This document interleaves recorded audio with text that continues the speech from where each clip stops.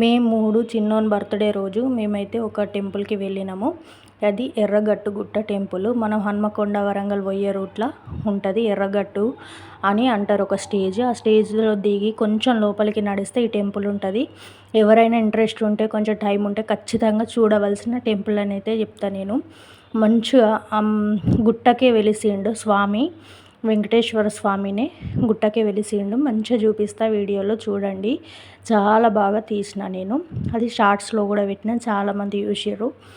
ఇప్పుడు కూడా full video చూడండి. టెంపుల్ ఎంత బాగుంటుందో చూడండి. ఇక్కడ పెళ్ళిళ్ళు కూడా జరుగుతాయి. మాకు తెలిసిన వాళ్ళ పెళ్ళి కూడా జరిగింది. పెళ్ళిళ్ళు గుళ్ళో చేసుకుంటారు.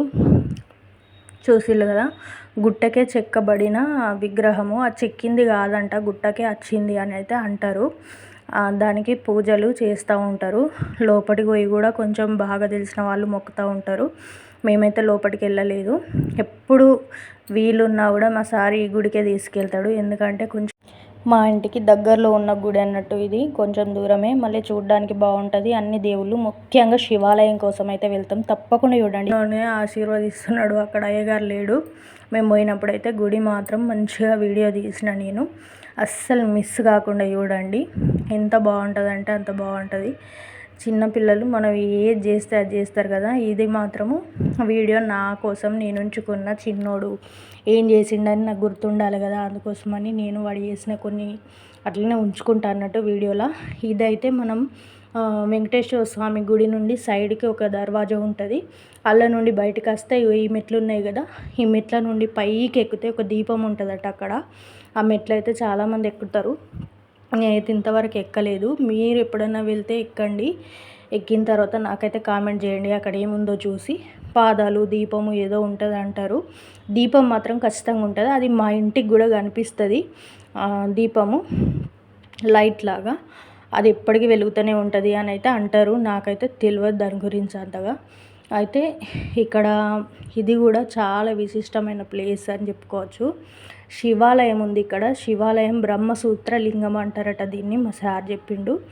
బ్రహ్మసూత్ర శివలింగం చూసి ఆయన షాక్ అయ్యిండు. ఇక్కడ ఉందని మాకు ఇన్ని రోజులు తెలియదు అని అన్నారు. మా అత్తమ్మ వాళ్ళకి చెప్తే వాళ్ళకు కూడా తెలియదు. చాలామందికి అసలు ఇక్కడ శివాలయం ఉన్న విషయమే తెలియదు. ఇంకా స్పెషల్ ప్లేస్ ఒకటి చూపిస్తాను మీకు. లోపల స్వరంగంలో శివాలయము, స్వరంగంలో అంటే గుట్ట కింద శివుడు, వినాయకుడు, కొంచెం చిన్న చిన్న విగ్రహాలు అవన్నీ మనకు కనిపిస్తాయి. మనం స్వయంగా మనమే అభిషేకం చేసుకొని విభూది రాయొచ్చు, మనమే పూజ చేసుకోవచ్చు. ఒక పండుగలప్పుడు ఎప్పుడన్నా ఒక అయ్యగారు ఉంటాడు, అప్పుడు ఆయన పూజ చేస్తాడు. కొంచెం మెట్లు దిగి కిందికి వస్తే అటు సైడ్ మెట్లు ఉంటాయి, ఇటు సైడ్ మెట్లు ఉంటాయి. ఇటు సైడ్ నుంచి మెట్లు దిగి వస్తే గోశాల ఉంటుంది. మనం ఏమన్నా వాటికి పెట్టుకుంటే పెట్టుకోవచ్చు. దండం పెట్టుకొని హనుమాన్ టెంపుల్లోకి పోయి దర్శనం చేసుకున్నాం. మేమైతే గడ్డి కొనుక్కొచ్చి ఆవులకైతే తినిపిస్తున్నాము. ఆ రోజు గడ్డి తినిపిస్తే మంచిది కదా అన్నట్టుగా తినిపిస్తున్నాము. వీలైతే మనం మూగ జీవాలకి ఏదన్నా పెడితే మనకి ఏదన్నా ఉంటే పోతాయని నేనైతే బాగా బలంగా నమ్ముతా. ప్రతి వీడియోలో కూడా చెప్తూనే ఉంటా. అంతే, బర్త్డే రోజు మళ్ళీ రిటర్న్ ఇంటికి వచ్చిన తర్వాత మా చిన్నోనికైతే ఒక గిఫ్ట్ ప్రజెంట్ చేసిండు మా సారు. అది ముందు రోజు తెచ్చి ఇంట్లో పెట్టిండు.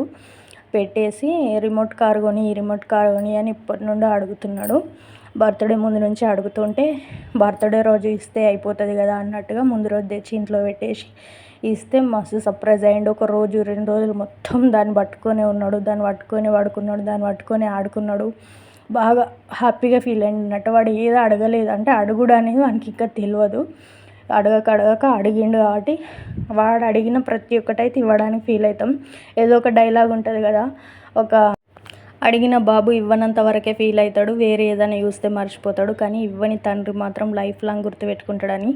అది మాత్రం ఖచ్చితంగా నిజము. వాళ్ళకు 20 ఏళ్ళు 30 ఏళ్ళు వచ్చినా సరే చిన్నప్పుడు వాళ్ళు అడిగితే ఇది ఇవ్వలేదని మన మైండ్కి మాత్రం తెలుసు, వాళ్ళు మర్చిపోతారు. కానీ అలాంటి రోజు మనకు రావద్దు అంటే అడిగినవన్నీ ఇవ్వాలి అని నేనైతే అనుకుంటలేను.